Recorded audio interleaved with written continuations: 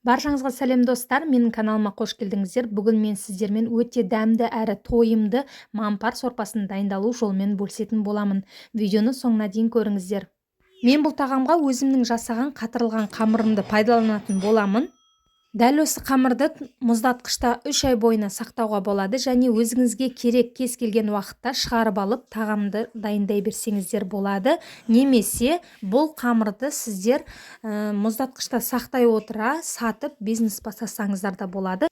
Төмендегі описаниядағы көк ссылка арқылы кіріп, міндетті түрде осы қамырды жасап көріңіздер.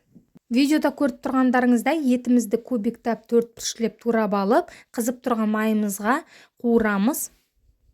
Менде үлкен пияз болғандықтан жартысын ғана пайдаландым, және бір сәбізді кубиктеп турап алдым. Оны қуырылып жатқан еттің үстіне салып, жақсылап араластырып аламыз. Ендігі кезекте бізге 2-3 бас сарымсақ қажет болады, және менде осындай қатырылған тәтті бұрыш бар, соны да қосып жібердім. Сіздерде балғын түрі болса қоссаңыздар болады.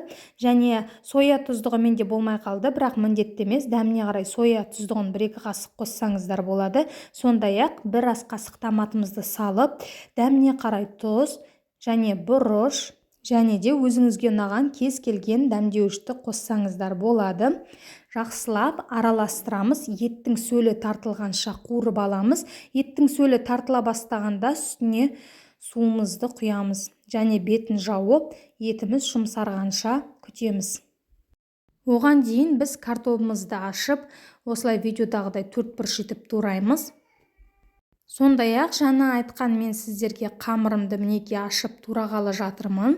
Өте ыңғайлы достар, мен бұл қамырмен 5 бармақ та жасадым. Салма тағамды да жасадым. Манты, пельмен, кез келген тағамды жасай берсеңіздер болады. Бұл қамыр универсал қамыр болып табылады.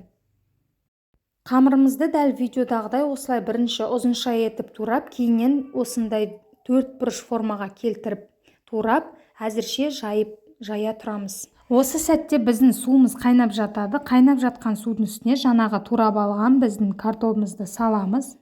Достар, менің каналымда тағы да басқа тағамдар мен тәттілердің рецептілері өте көп. Міндетті түрде каналға тіркеліп алуды ұмытпаңыздар. Мінеки біздің қамырымызды осындай ролик пышақ арқылы да тураса өте ыңғайлы, және көріп тұрғандарыңыздай қамыр бір-біріне жабыспай әдемі жайылып тұр.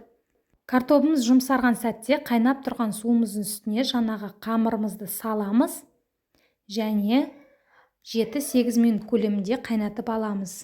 Осымен біздің мампаратты өте дәмді тағамымыз дайын. Сіздер де дәл осы видеодағыдай менімен бірге дайындап көріңіздер. Назарларыңызға көп рахмет. Сіздермен бірге болған Мөлдір.